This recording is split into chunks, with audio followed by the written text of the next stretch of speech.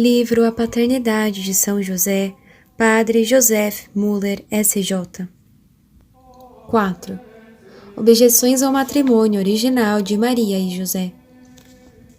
Em nosso capítulo anterior, esforçamo-nos por provar a existência de um verdadeiro matrimônio entre Maria e José e, de maneira geral, explicar sua natureza. Também apresentamos a evidência da perpétua virgindade de São José. Restam, no entanto, duas dificuldades que devem ser resolvidas ou esclarecidas antes que seja possível um entendimento completo dessa santa união. Dar essa solução é o objetivo do presente capítulo. Contra o ensino católico, o herege Ovídio e seus seguidores insistiam na antiguidade cristã e mais tarde em nossos dias, os protestantes e racionalistas, que em diversos lugares do Novo Testamento são designados vários apóstolos ou discípulos de Cristo como irmãos do Senhor. Portanto, deve ter havido outros filhos de um casamento anterior de José. De qualquer forma, a virgindade perpétua de São José é questionável.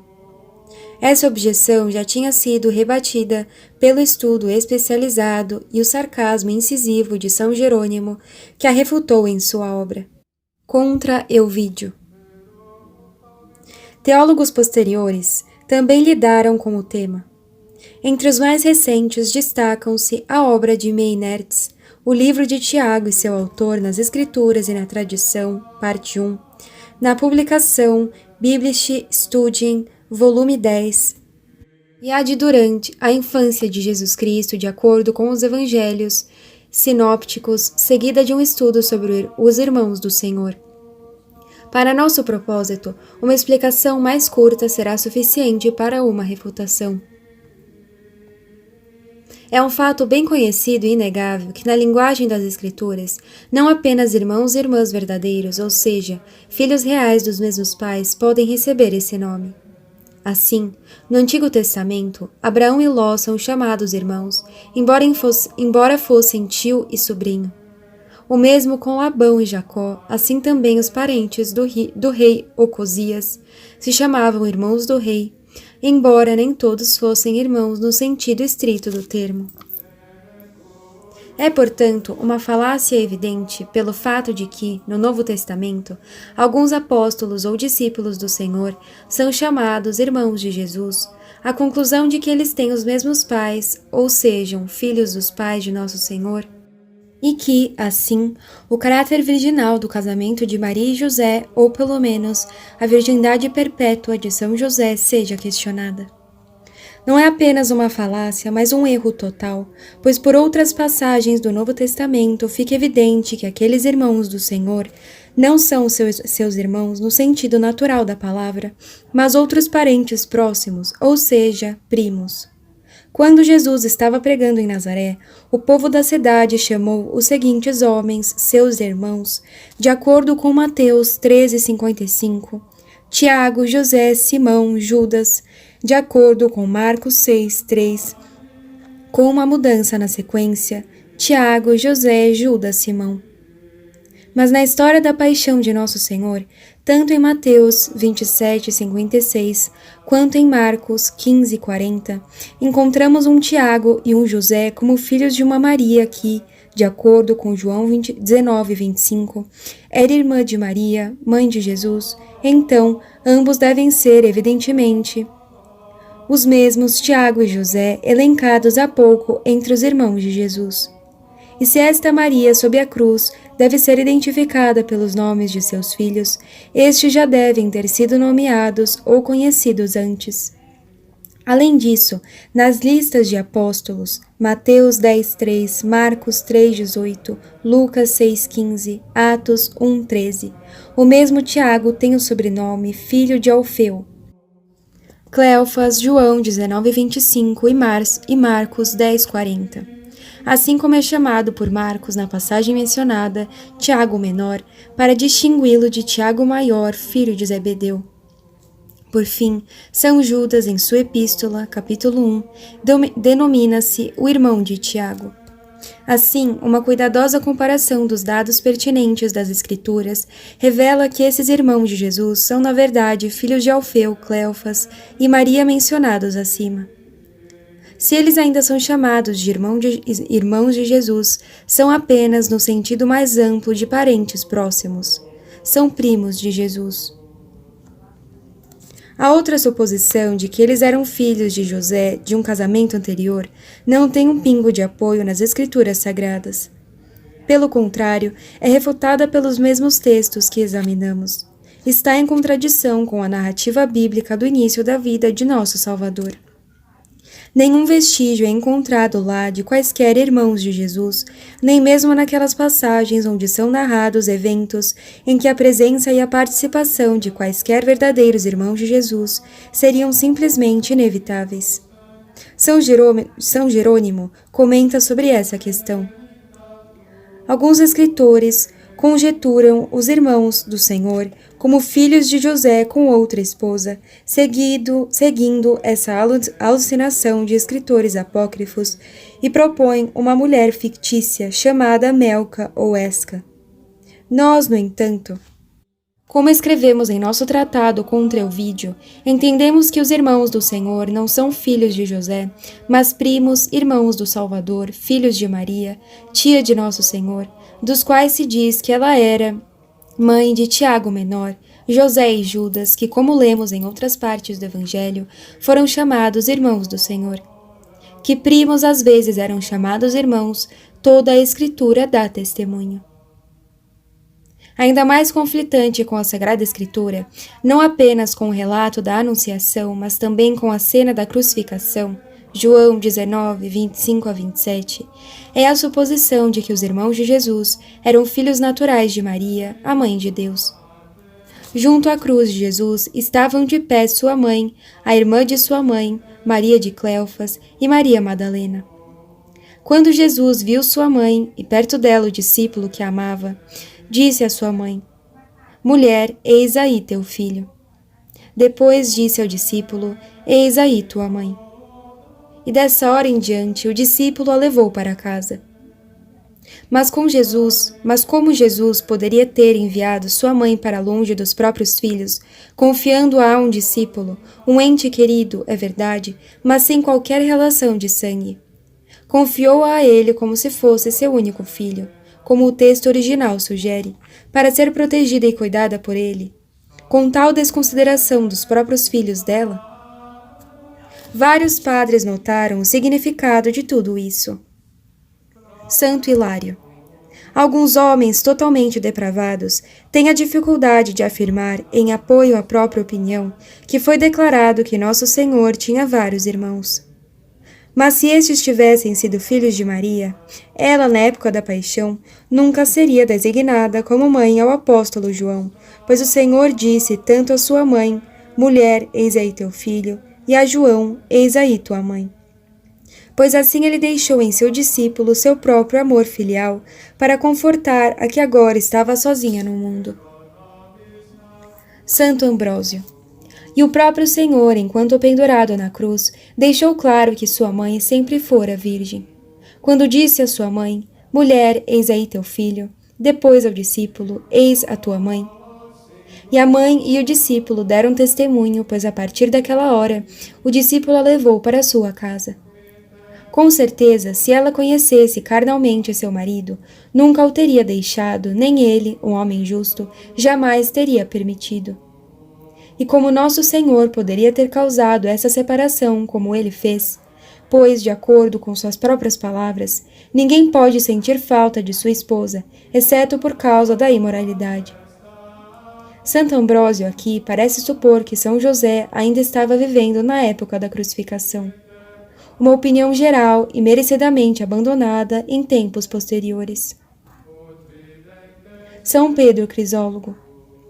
Se Maria Santíssima tivesse tido outros filhos, Cristo na cruz, na hora de sua morte, não daria sua mãe a um discípulo, não a confiaria a alguém que não fosse membro da família. Está, portanto, fora de qualquer questão. Os irmãos de Jesus, mencionados no Novo Testamento, não eram nem filhos do casamento de Maria e José, nem filhos de um casamento anterior de São José. São Jerônimo, refutando essa objeção, como fez com as outras, de maneira magistral, e não se pode negar, amargamente sarcástica, já indicou que ela teve origem em algumas histórias fantásticas de escritores apócrifos. A segunda dificuldade que precisa ser esclarecida se desejarmos entender corretamente esse casamento entre Maria e José é inerente ao próprio assunto. Algo como um casamento virginal é possível? Será que o matrimônio virginal não é em si uma contradição? Para responder a essa pergunta da maneira mais clara e concisa possível, nos esforçaremos por provar a seguinte proposição. O matrimônio virginal não envolve contradição. Pelo contrário, o status marital e a virgindade perpétua, mesmo que a última seja consagrada por um voto, pode coexistir nas mesmas pessoas, marido e mulher. Algumas observações sobre a natureza do casamento e sobre o voto de virgindade abrirão um caminho para o nosso argumento. A. O que é o matrimônio? Qual é seu elemento essencial? O matrimônio tem sua base tanto na lei natural quanto na lei divina positiva. Pode ser definido como a união permanente, moral e jurídica do homem e da mulher, com base em um contrato, com o objetivo, em primeiro lugar, de geração e educação dos filhos. Em segundo lugar, com a finalidade de ajuda mútua e controle racional do instinto sexual. O fim primeiro e primário do matrimônio, portanto, é a procriação e a educação dos filhos, e por meio disso, a preservação e o aumento da raça, como Deus disse a nossos primeiros pais. Crescei e multiplicai, enchei a terra e submetei-a. Mas como o homem e a mulher, sendo sexualmente diferentes, também têm necessidades diferentes, até o homem depende da mulher, os mais fortes dependem dos mais fracos. Se a mulher olha para o homem em busca de proteção, o homem olha para a mulher buscando o cuidado e a atenção da esposa. Portanto, ajuda e assistência mútuas são o segundo fim do casamento. Façamos-lhe uma auxiliar que lhe seja semelhante. Após a queda do homem, um terceiro fim deveria ser servido pelo casamento. Por sua própria natureza, o casamento se tornou um remédium concupiscência, isto é, serviu como controle racional do instinto sexual, que se tornou uma concupiscência desordenada devido ao primeiro pecado. O apóstolo se refere a isso quando diz: considerando o perigo da incontinência, cada um tem a sua mulher. Nossa definição de matrimônio, embora expressada em palavras diferentes, é substancialmente a mesma apresentada no Catecismo Romano, a definição clássica desde os tempos de Pedro Lombardo. O matrimônio é a união conjugal entre homem e mulher, contratada entre duas pessoas qualificadas, que os obriga a viverem juntos por toda a vida. As seguintes observações e distinções ajudarão a mostrar mais claramente algumas implicações de nossa tese. 1. O fim tríplice do matrimônio, conforme nossa definição, é o finis operis, o fim objetivamente inerente ao próprio matrimônio, para o qual ele tende por sua própria natureza, embora, devido a algum obstáculo, nem todos os três possam ser alcançados todos os casos. Deve-se distinguir desse tríplice fim natural, o finis operantis, o objetivo imediato que as pessoas que se casam têm em mente, seu motivo subjetivo. Este último, na mente das pessoas, pode ser idêntico ao triplo fim intrínseco a todo o casamento, ou pode ser diferente, por exemplo, o desejo de melhorar a condição econômica ou agradar os pais ou superiores, desde que seja compatível com o fim primário. Não é preciso dizer que qualquer um dos três objetivos seria suficiente como motivo legal. Assim, a necessidade de proteção ou ajuda, ou o desejo de legalmente exercer a função sexual seria suficiente como motivo para contrair um matrimônio válido. Tampouco é necessário que o objetivo primário, a procriação, seja conscientemente pretendido, desde que nada seja feito ou planejado positivamente que seja contrário a este objetivo primário. 2. Também deve ser feita uma distinção clara entre o ato de se casar e o estado marital, isto é, a união permanente de um homem e de uma mulher.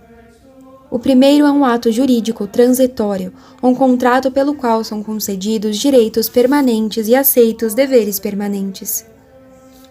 Esses direitos e deveres formam um vínculo matrimonial, o elemento essencial do casamento. O que esses direitos e deveres são, o apóstolo nos diz. O marido cumpra seu dever para com sua esposa, e da mesma forma também a esposa o cumpra para com o marido. A mulher não pode dispor de seu corpo, ele pertence a seu marido. Da mesma forma, o marido não pode dispor de seu corpo, ele pertence à sua esposa.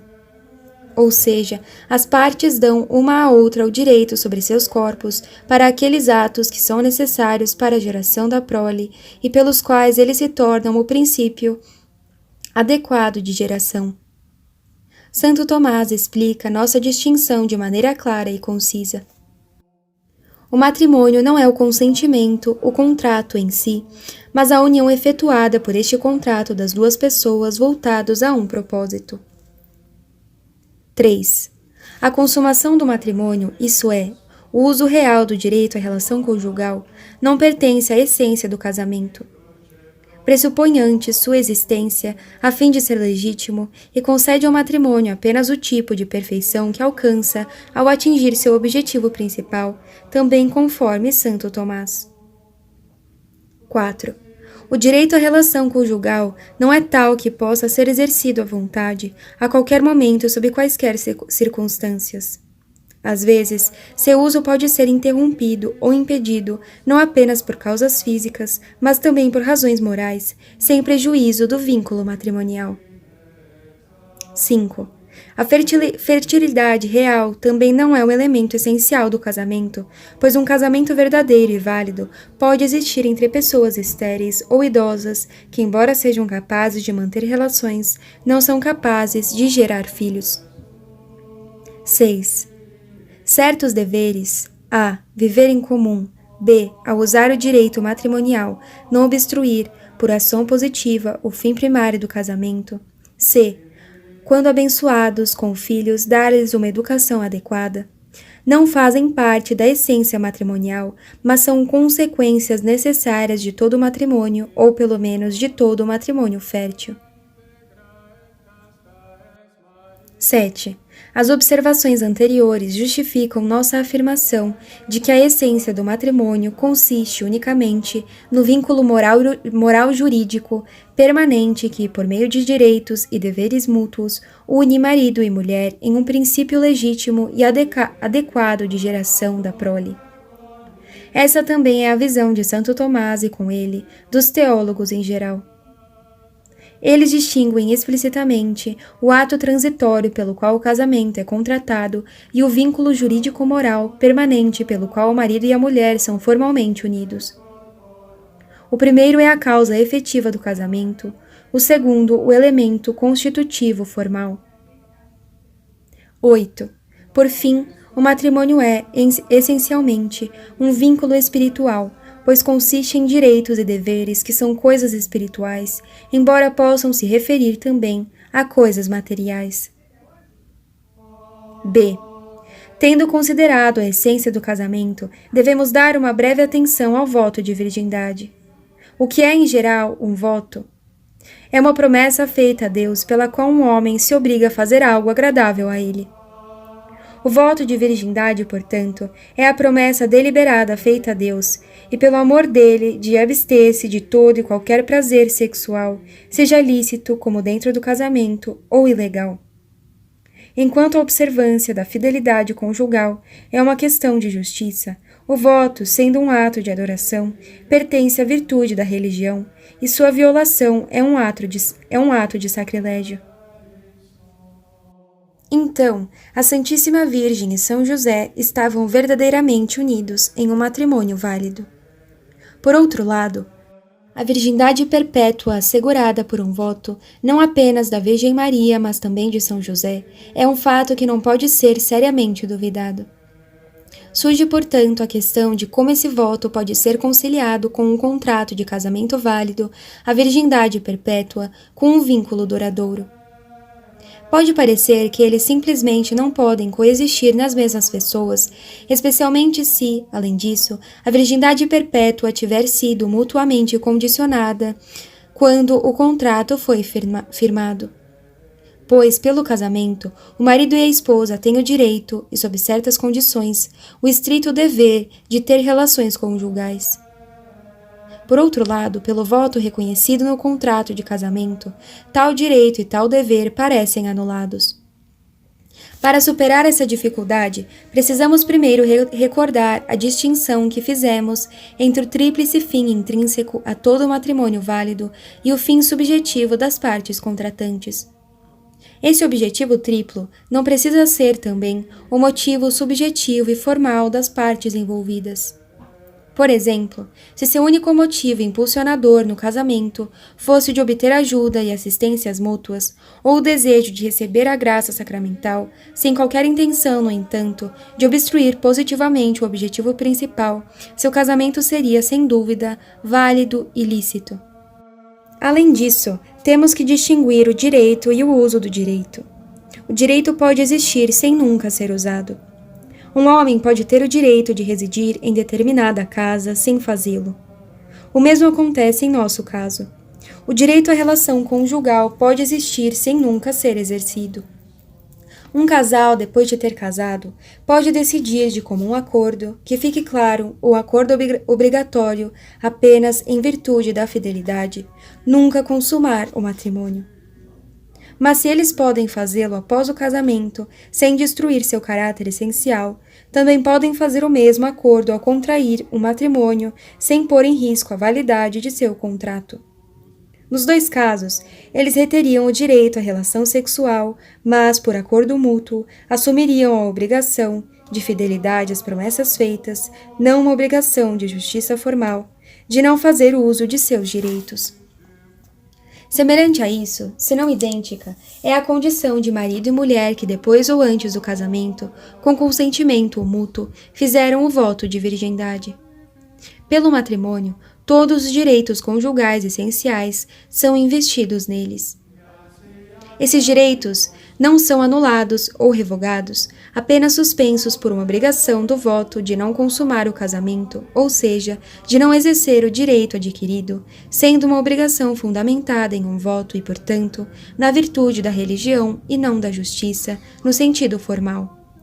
Portanto, se esse casal, em contravenção a seu voto de virgindade, tivesse relações sexuais um com o outro, não seria um pecado contra a justiça, nem uma fornicação, mas um pecado contra a virtude da religião, um sacrilégio. Mas se qualquer uma das duas pessoas o fizesse com uma terceira pessoa, seria não apenas um sacrilégio, mas também adultério e pecado contra a justiça.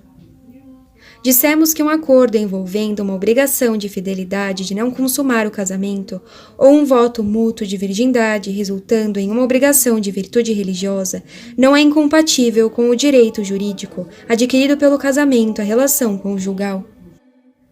Pois aqui não há conflito de direitos, ambos exigindo justiça, mas apenas a suspensão de um direito existente por meio de uma obrigação adicional decorrente de outra causa.